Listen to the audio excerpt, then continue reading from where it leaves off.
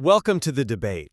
So, imagine you wake up one day and discover you're the beneficiary of a pretty bizarre multi-generational contract.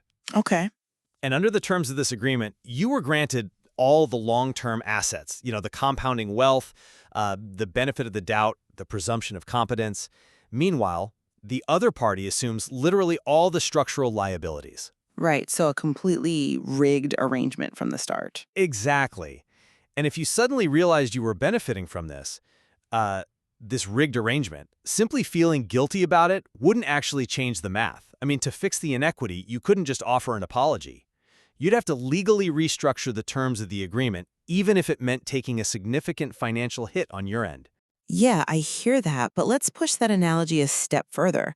What if, to rewrite that contract, you permanently declare that second party fundamentally incapable of competing on their own merits? Hmm. And what if the new terms you draft aren't actually designed to empower them, but are instead entirely based on your own desperate need to alleviate your guilt?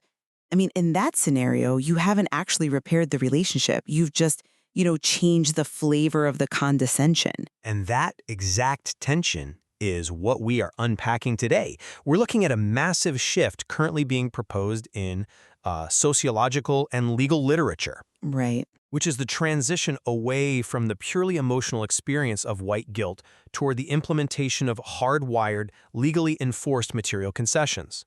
So we're debating whether top-down mandates, things like direct reparations, binding diversity accountability indexes with financial penalties, progressive tax reforms, whether these are a moral, feasible, and legally sound way to dismantle systemic inequality. I represent the position that, looking at the data, relying on voluntary goodwill has completely failed, Yeah. which makes legal and financial mandates the only moral path forward. Right. And I look at that exact same push for top-down mandates, and I see a coercive abandonment of individual principles. So I'll be arguing that these policies ultimately harm the marginalized groups they claim to help. They substitute genuine development for a kind of moral imperialism that mostly just serves the psychological needs of the dominant group. So to understand why this shift toward legal mandates is even being proposed, we really have to look at the mechanics of why guilt, as an emotion, fails to produce structural change. Right. The performative aspect of it. Yeah, exactly. There's this fascinating body of psychological literature, particularly the pre-registered consumption studies by researchers like R.T. Iyer, Colin Leach, and Faye Crosby. And they look at how white consumers behave when they feel high levels of racial guilt. You might assume that guilt leads to a demand for systemic overhaul, but it doesn't. No, it leads to shopping. It leads to low-cost consumerism. These studies show that white consumers experiencing guilt are highly motivated to patronize Black-owned businesses, Mm-hmm. and often explicitly overriding their normal metrics for price and quality. But we have to look at the why behind that behavior. They aren't doing it to fundamentally alter the power dynamics of society. The psychological mechanism at play is, it's moral self-regulation. Right? Buying that cup of coffee from a marginalized owner is an economic transaction that basically purchases psychological absolution. It raises the consumer's moral self-perception without costing them any real power. Which is precisely why building public policy around that same guilt reflex is so incredibly dangerous. How so?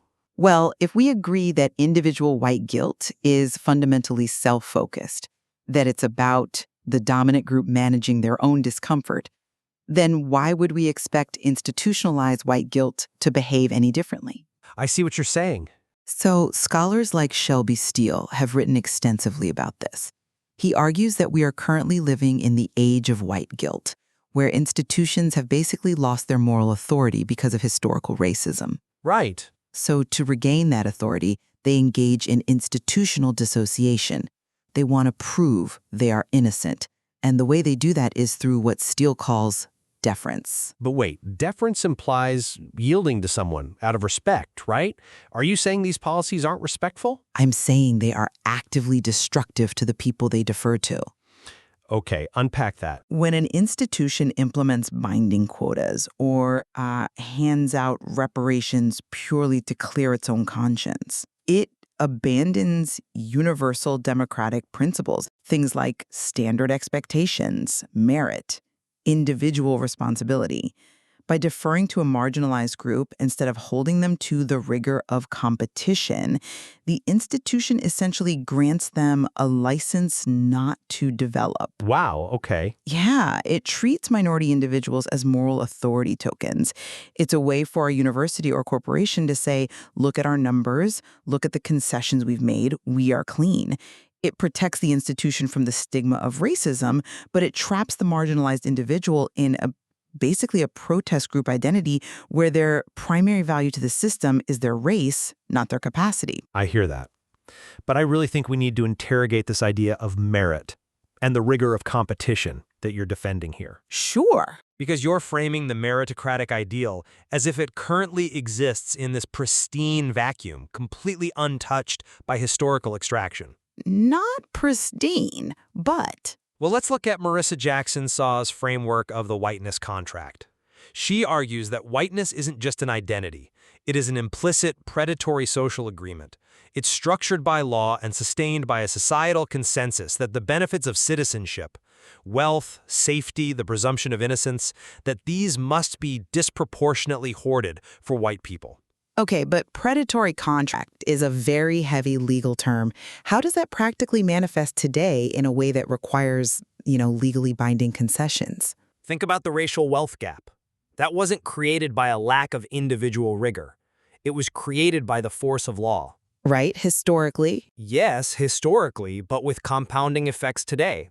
Redlining, the GI Bill's exclusionary application, property tax-based school funding. That is the contract in action. If you acknowledge that the current distribution of capital is the result of legally enforced hoarding, then morality demands systemic legally enforced restitution. But we just can't rely on individuals having an emotional awakening. It's like trying to pay off a mortgage with an apology letter. okay, It doesn't work. The bank requires capital. And this is exactly why the literature suggests a shift to complicity pedagogy. All right, let's break down complicity pedagogy for a second, because I know if someone is listening to this right now, their defenses might be shooting up. What exactly does that mean for the average person? It's a completely understandable reaction, honestly. If you're taught your whole life that racism is just individual prejudice, being a bad person who does bad things, then being told you are complicit feels like a deeply personal attack on your character. Yeah, it sounds like an accusation. Right.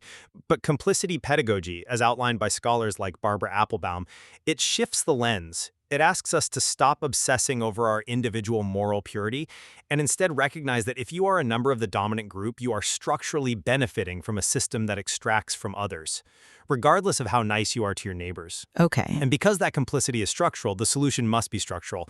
That means mandating material loss for the dominant group. Material loss. Yes, like progressive wealth taxes or aggressive zoning reforms that build affordable housing in wealthy enclaves. It means putting actual skin in the game. And that is exactly where this approach veers into a form of moral imperialism. Imperialism? Yes. When you use the coercive apparatus of the state to force material loss based on a theory of collective racial guilt, you are destroying the discipline of freedom. You're imposing this massive top-down social engineering project. And worse, you are attaching a profound psychological burden to the very people you claim to be helping. A psychological burden? How is receiving, say, well-funded schools or reparations a burden? Because of the mechanism of delivery. There's a concept here that is absolutely vital to understand, called ulteriority. Ulteriority, right. Right. It's the pervasive, lingering suspicion that any action a white institution takes regarding race isn't actually driven by genuine principle, but by an ulterior motive of guilt avoidance. Okay, I see where you're going. Imagine being a professional who has worked tirelessly to build your competence, and you are hired under a legally mandated diversity accountability index that severely fines the company if they don't meet a quota. Ulteriority means you are forced to wonder every single day, am I sitting in this boardroom because my ideas are brilliant? Or am I basically acting as a human PR shield to save the CEO 20% of their annual bonus?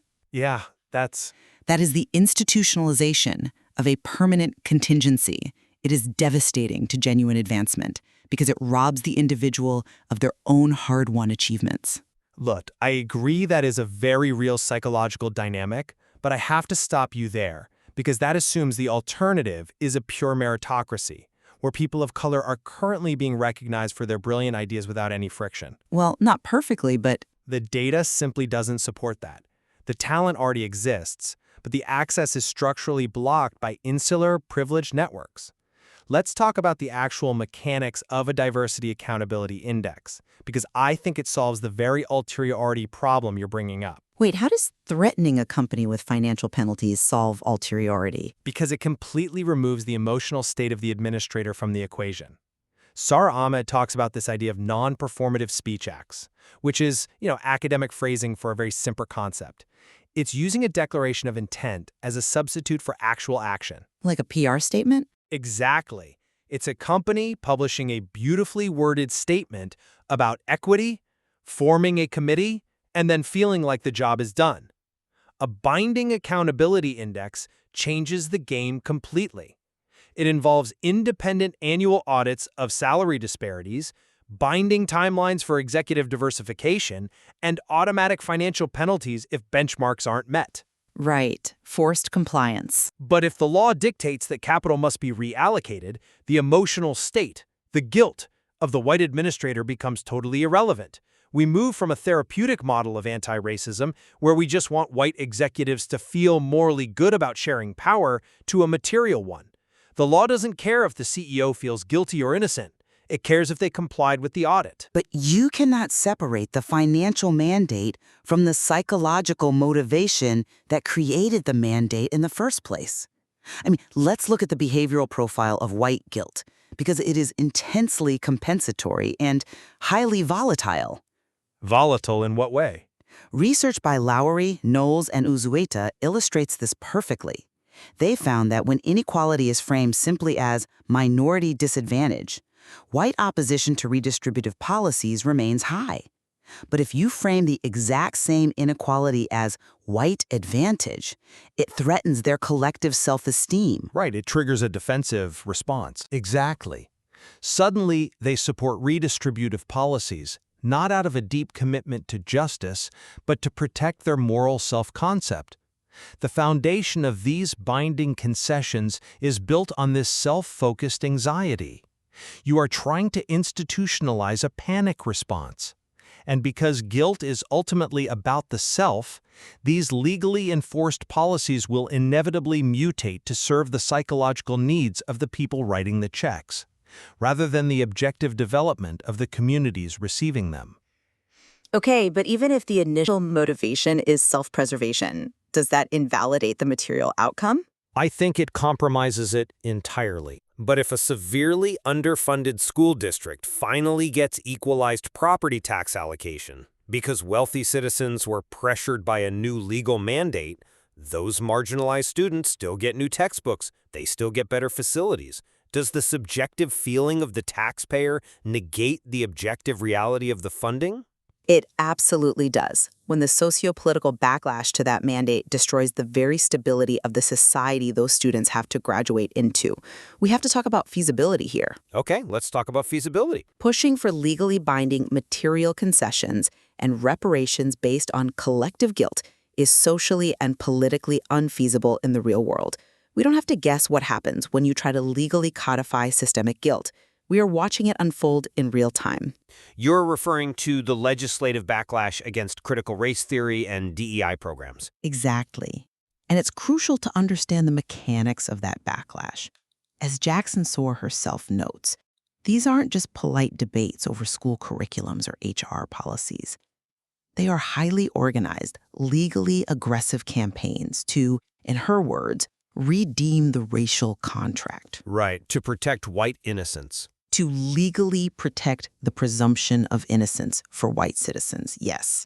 When you tell a working-class individual that they are fully complicit in a predatory contract of white supremacy and that they must accept material loss, like zoning reforms that fundamentally alter their neighborhood dynamics, or desegregation policies that remove their children's competitive advantage, they don't experience a profound moral awakening. They experience it as a direct attack on their family's security. And I would argue that their feeling of being attacked is actually the symptom of the disease. In Janet Helms's white racial identity development model, there's a phase called the disintegration status. Okay. It's that exact moment of acute cognitive dissonance when a person realizes their individual hard work was aided by a system that actively excluded others. It's incredibly uncomfortable. Right. And if we don't have binding legal structures in place to force society through that discomfort, the dissonance regresses into exactly what you're describing: resentment, backlash, and a retreat into the myth of colorblind meritocracy. The backlash doesn't prove that binding concessions are the wrong approach. It proves how desperately they are needed, because the dominant group will never relinquish unearned power voluntarily. That is an incredibly dangerous game to play with the social fabric. You're basically saying the fact that people vehemently resist this coercive state apparatus proves we need to apply more coercion. I'm saying the resistance is historically predictable. Look beyond the U.S. for a moment. In the United Kingdom, we saw Kimi Badenoch explicitly declare that the government opposes teaching inherited racial guilt. This led to the controversial Race Report, which effectively downplayed institutional racism entirely. When you attempt to force binding concessions and mandate collective liability, you don't usher in an era of equity. You trigger severe societal regression. You weaponize racial identity and turn anti-racism into a zero-sum socioeconomic rivalry. But isn't society already a zero-sum socioeconomic rivalry? That's the part I keep getting stuck on with your argument. How so? You keep warning against using the coercive state apparatus as if it hasn't already been used to engineer the current disparities. The criminal justice system's disparate sentencing laws, the historical denial of federal housing loans to black neighborhoods, those were all legally binding mechanisms of social engineering. Yes, historically. We didn't rely on the discipline of freedom to build the racial wealth gap. We used the brute force of the law. So why is it that when we propose using the law to extract and redistribute that hoarded wealth through reparations or progressive taxation, it's suddenly deemed a dangerous totalitarian overreach? It's a fair question, and the historical reality of redlining and discriminatory law is undeniable. I'm not ignoring that. But attempting to correct historical social engineering with contemporary social engineering damages the moral authority required to sustain a pluralistic democracy. Milan Kundera famously noted that totalitarianism is often just the dream of paradise, but to build it, you have to construct a little gulag on the side of Eden. A gulag feels like a pretty extreme metaphor for a corporate diversity index. The metaphor is about the trap of identity. When you legally mandate outcomes, when you pass laws that say a certain percentage of capital must go to Group A simply because they are Group A, you are trapping the marginalized individual in a figurative gulag where their race is their only salient feature. You replace the individualistic principles of democracy with a totalitarianism of the good. The meritocratic ideal is absolutely flawed, and yes, it is historically compromised. But it is philosophically superior to standardizing underachievement through forced material concessions. It leaves room for individual agency. I see why you think that deference harms individual agency, but I would argue that material deprivation harms agency a lot more. Agency isn't just a philosophical state of mind. It requires resources, it requires capital, safe housing, and adequately funded institutions. If we don't institute binding capital allocation percentages, if we don't enforce reparations, aren't we just legalizing a state of structured ignorance? We allow the dominant group to feel good about having diverse friends or reading anti-racist books while legally protecting the concentration of wealth that prevents true equality. But wealth transfers driven by state coercion don't heal societal fractures. Look again at the psychological data you brought up earlier. Iyer, Leach, and Crosby showed that white guilt only supports direct compensatory efforts that settle an immediate perceived moral debt. Right. It does not support systemic changes that alter fundamental power dynamics. So what happens when the state steps in and forces those changes anyway? You get a hardening of the white imagination. You get organized political movements designed to dismantle the very institutions trying to enact the equity. Feasibility has to be measured by the viability of the society you are creating. That's true. If your policy framework requires forcing material loss on a population that actively resents it, you're not building a unified, equitable future.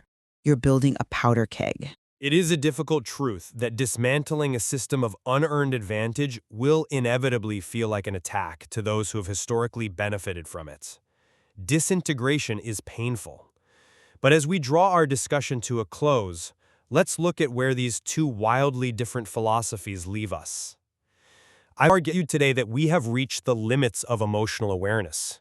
Moving from performative white guilt to legally enforced material concessions, whether that's through strict diversity accountability audits, progressive tax reforms, or direct reparations, is the only rigorous mechanism capable of actually dismantling the whiteness contract. Right. Relying on goodwill just allows the dominant group to purchase cheap moral absolution while protecting their assets.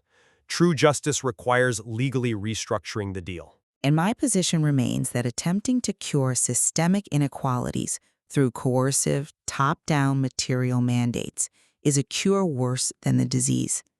It fundamentally replaces genuine individual development with institutional deference. By prioritizing the white elite's need to demonstrate their own moral purity over the hard, rigorous work of universal standards, these mandates compromise freedom. They trap marginalized individuals in a permanent state of contingency, constantly wondering if their presence is an achievement or a legal concession. Despite the fact that we are incredibly far apart on the solution, I think we've actually uncovered a really strong point of convergence today. We both clearly agree that the current paradigm's symbolic, performative white guilt is a dead end. Absolutely. Whether it's a superficial corporate diversity statement or a consumer buying a product just to feel morally absolved, that kind of emotional performance is profoundly ineffective. On the failure of performative guilt, the sociological data and the philosophical critiques are in complete alignment. It's self-serving and it changes nothing. Where we diverge entirely is the path forward.